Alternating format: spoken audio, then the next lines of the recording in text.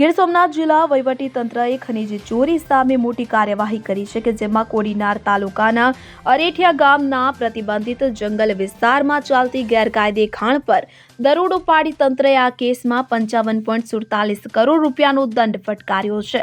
જિલ્લા કલેક્ટર દિગ્વિજયસિંહ જાડેજાના નેતૃત્વમાં રેવન્યુ અને ખાણ ખનીજ વિભાગની સંયુક્ત ટીમે આ કાર્યવાહી કરી છે।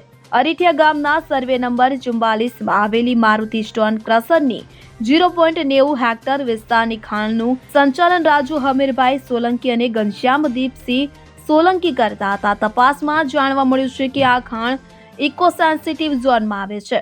વર્ષ 2017થી આ ખાણનું ઓનલાઈન એકાઉન્ટ લોક કરવામાં આવ્યું હતું। આમ છતાં ત્યાં ગેરકાયદે ખનન ચાલુ રાખવામાં આવ્યું હતું। તંત્રની તપાસમાં 1,22,393 મેટ્રિક ટન જેટલો વધારાનો જથ્થો ગેરકાયદે રીતે ખોદી કાઢવામાં આવ્યો હોવાનું બહાર આવ્યું છે।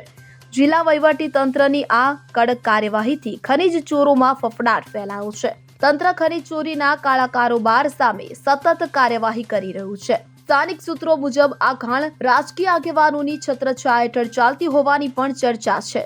દીપક જોશી સાથે CN24 ન્યૂઝ ગીર સોમનાથ।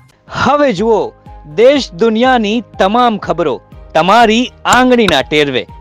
ઉઠાવો મોબાઈલ અને Google Play Store પરથી ડાઉનલોડ કરો અમારી CN24 ન્યૂઝ મોબાઈલ એપ।